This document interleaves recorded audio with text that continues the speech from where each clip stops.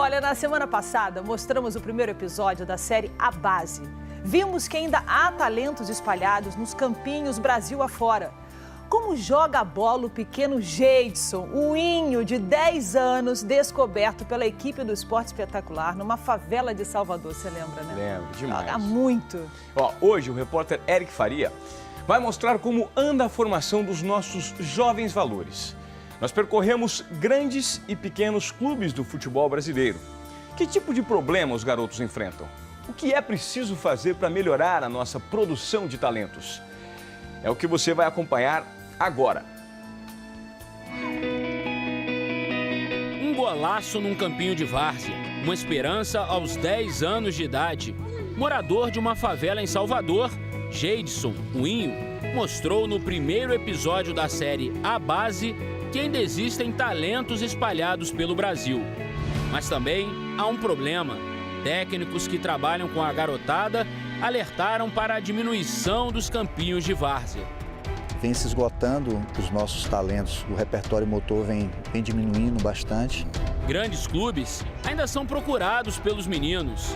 A concorrência é enorme, assim como a frustração quando eles são recusados numa peneira. Não existe. Tem potencial, tem qualidade, corra atrás. Entendeu? De repente não dá certo hoje aqui, dá em outro clube. Quando todas essas barreiras são superadas, os jovens que conseguem entrar numa equipe encontram outras dificuldades. O caminho até o profissional é longo. É o que você vai ver a partir de agora, no segundo episódio da série A Base.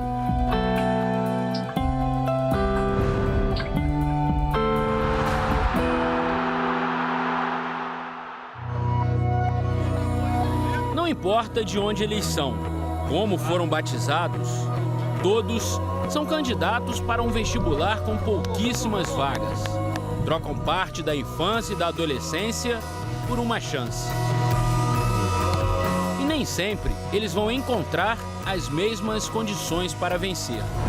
Verde, perfeito, terra, esburacado. No país do futebol, os campos alimentam sonhos e cultivam ilusões.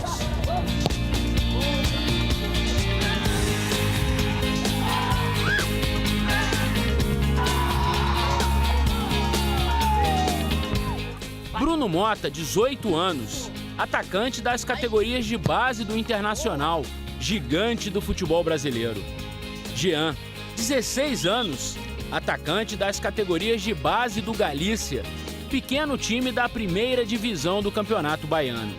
Em comum, o desejo de se tornar um jogador profissional, um ídolo. Eu quero seguir, ser um deles, conseguir ganhar o que eles ganharam profissionalmente, pessoalmente. A parte difícil não, né? Só basta a pessoa trabalhar para crescer na vida.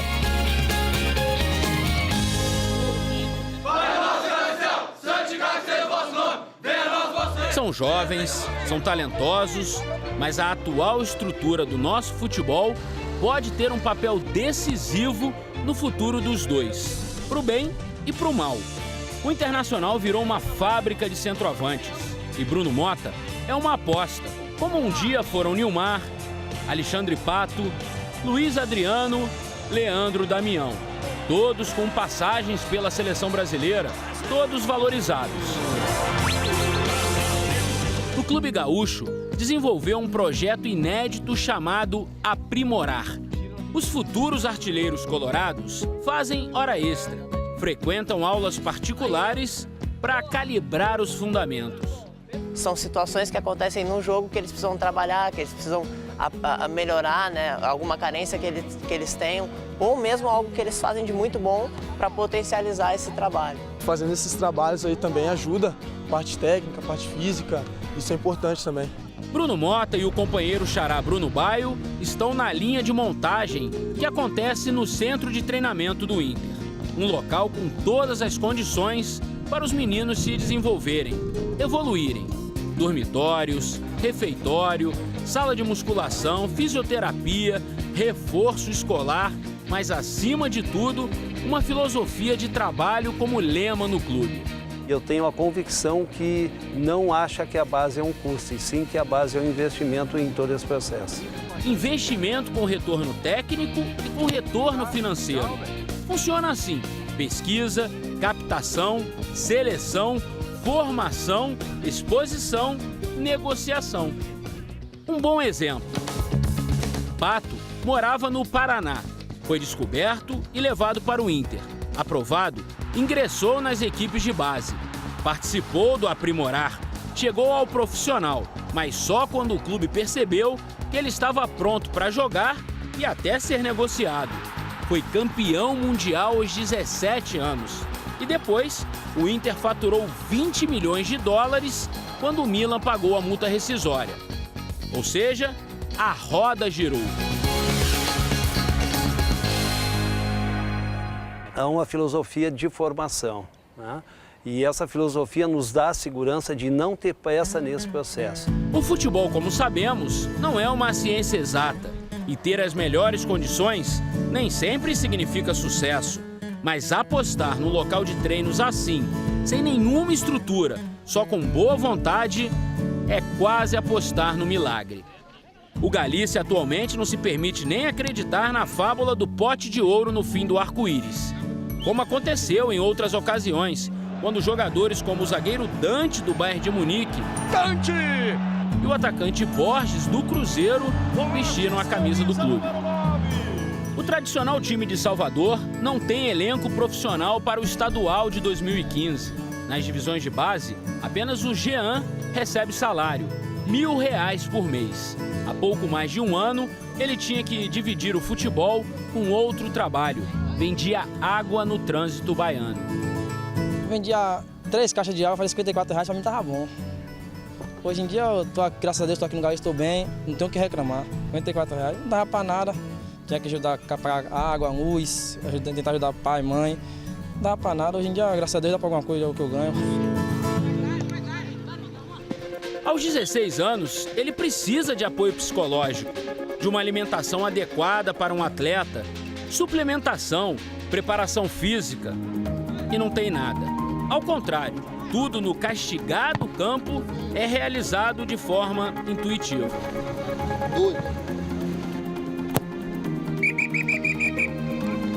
Mais uma. E a qualidade? Qualidade que é boa nada. Não tem qualidade nenhuma aí. A falta de boas condições de trabalho nos clubes pequenos. A concorrência nos grandes clubes. De uns anos para cá, surgiu no país do futebol uma terceira via. Há clubes no Brasil que não têm equipes profissionais.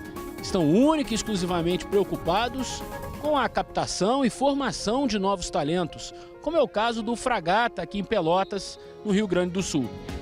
O dono é um rosto conhecido, Emerson. Foi capitão da seleção. No currículo, Grêmio, Santos, Milan, Juventus, Real Madrid, entre outros.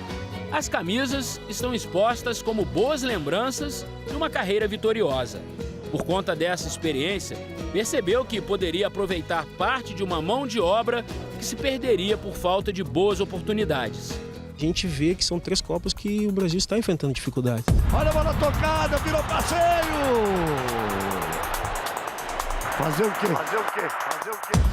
Então é hora da gente ter essa consciência de saber aonde nós estamos errando, onde nós estamos pecando e tentar implantar já isso desde cedo, né? Passar para esses meninos a importância que é de chegar daqui a pouco numa equipe profissional já com entendimento de jogo. Emerson e sua equipe implantaram uma filosofia de trabalho voltada para o jogo coletivo. Dá um passe firme e mudou de fila. Os meninos se revezam em várias posições. Entra em cena a ideia alemã de treinamento, com muita intensidade e menos duração. A bola sempre presente. Mesmo sem uma pressão por resultados, como acontece nos grandes times, é importante que os jovens entendam logo essa metodologia. A gente tenta aqui que o mais rápido possível eles possam queimar etapas, aprendendo realmente o que é jogar, né, o futebol moderno, que é um futebol totalmente diferente, né? Eu posso citar, no caso, um exemplo de quando eu jogava. Quer dizer, hoje já mudou. E nós estamos falando de 2009 para cá.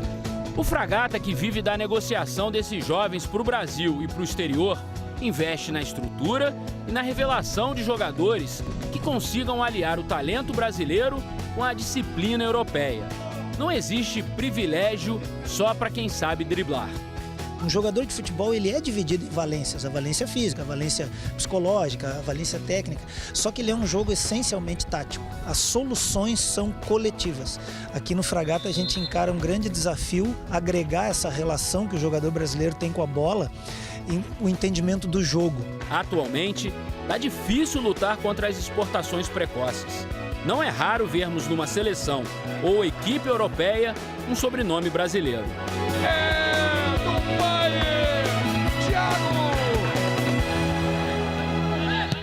Nossos campeonatos de base ainda são um convite para olheiros estrangeiros.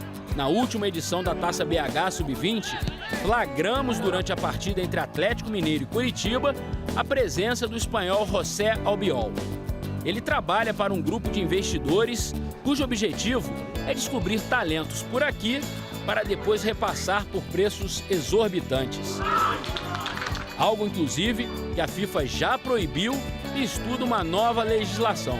Até lá, Albiol e outros sabem o que procuram. Eu penso que o Brasil tem uma grande mina de jogadores.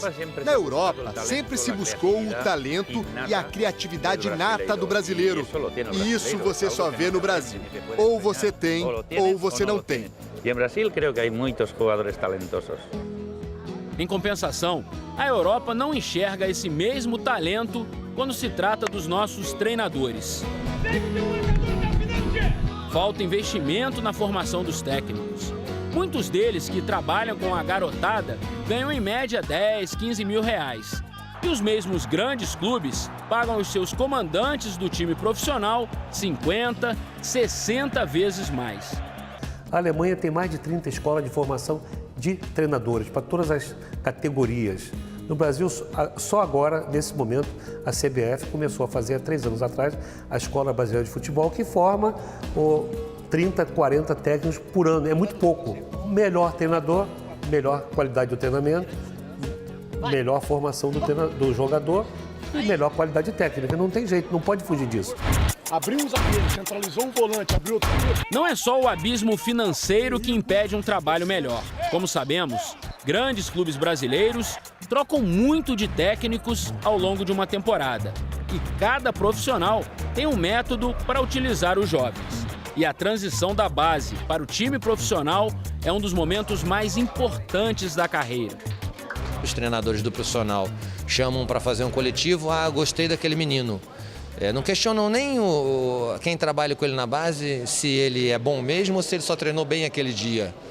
Então falta essa consulta, falta esse processo todo, são várias etapas desse processo. 17 anos e um futuro brilhante no futebol. Que belo gol do garoto Neymar. Fenômenos como o Neymar, que conseguem se estabelecer aos 17 anos, são a exceção da exceção. Bernard, que mesmo sem ser fisicamente forte, conseguiu ainda jovem uma vaga no Atlético, campeão da Libertadores, também não deve ser o exemplo. O processo de amadurecimento tem que ser observado caso a caso. O atleta vai subir com 17 anos, ninguém faz uma pesquisa nele se ele está maturado fisicamente para suportar a carga no profissional. Ninguém faz uma pesquisa psicológica nele para ver se ele está pronto para suportar uma torcida vaiando ele. Então, muitos jogadores acabam sendo descartados porque não renderam em 6 meses de profissional, quando cada jogador tem uma maturação. Nem todo jogador é Neymar. Nem todo mundo vai estar pronto com 17 anos. Fomos até a Toca da Raposa 2, centro de treinamentos do Cruzeiro. Acompanhamos uma reunião entre diretores executivos responsáveis pelas divisões de base de várias equipes brasileiras. Faz pouco tempo que os clubes perceberam que dividem as mesmas preocupações e passaram a tentar resolvê-las juntos. A ação dos procuradores e empresários, por exemplo, 90% das relações clubes, jovens atletas, contam com a presença de um intermediário. Com certeza a gente já encontrou situações que os meninos tiveram problemas pela má gestão da gente. Às vezes se perde no meio da estrada, né? Está em processo de formação. Então é uma dificuldade e a gente já encontrou esse tipo de situação, sim, com certeza. Para os meninos, é super natural ter um empresário e desde muito cedo. Desde os 12. Tem um Murilo, que é do Rio, e o Tassiano, que é daqui de BH mesmo. Desde os 12 anos você já tem alguém falando o que você deve fazer, o que você pode, o que não pode? Sim, sim. Desde os 12 anos eu tenho já um agente, um empresário. Tipo um pai já pra mim também, né? Mas, diferentemente do que imaginamos, o mundo das cifras milionárias não faz parte do dia a dia deles. Os meninos precisam de boa orientação. Nossa, não dá nem pra pensar não. Tipo, tem hora que não dá nem pra acreditar, tanto dinheiro assim. Carlos tem 19 anos. Quando o entrevistamos, ele estava atuando na Copa BH pela equipe sub-20. Vinha sendo preparado com calma para subir na hora certa. No último clássico contra o Cruzeiro pelo Brasileirão, marcou 2 gols. Foi personagem do jogo e virou uma peça importante no time de Levir Coupe.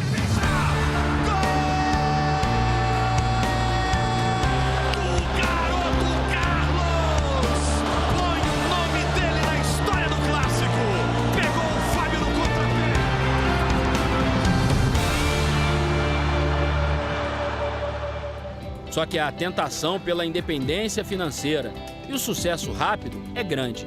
Os meninos chegam ao estádio como cópias dos profissionais.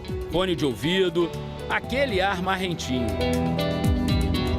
Em campo, acompanhamos jogos de várias categorias.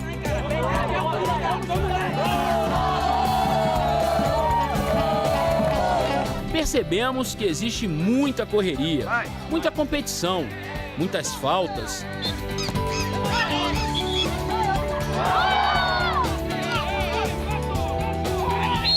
E vícios que deveriam ser coibidos na base, como as constantes reclamações contra a arbitragem.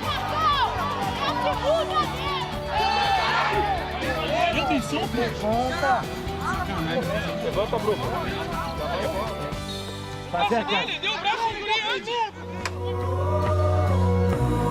Há muito o que se fazer e melhorar. Capacitar ainda mais os profissionais envolvidos na formação. Eu não vi no treino aqui um chute.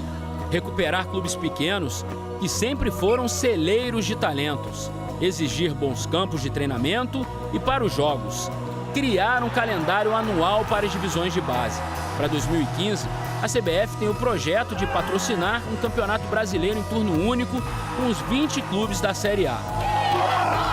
Todos os campeonatos nacionais são iniciativas locais.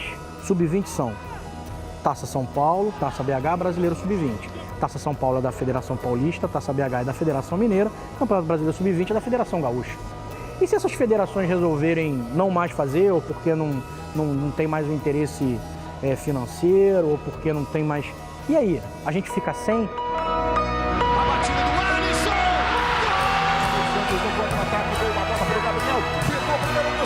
Mas vimos que também há trabalhos bem feitos. Vários times da Série A contam com jogadores importantes feitos na base. Lucas Silva e Alisson no líder Cruzeiro, Eduardo Sacha no Inter, Gabriel no Botafogo, Gabriel no Santos, Eric no Goiás, Douglas Coutinho e Marcelo no Atlético Paranaense, entre outros bons valores que ainda estão no país. Talento e organização precisam tabelar, senão, sozinha, a bola não vai achar o caminho do gol.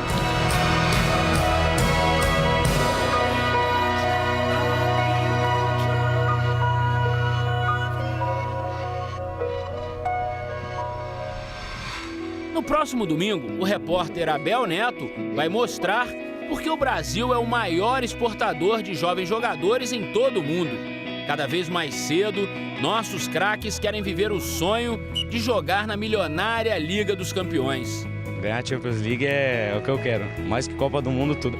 Com pouco dinheiro em caixa, os clubes que investem na formação não conseguem manter os talentos e acabam formando parcerias com empresários. Uma relação nem sempre amigável.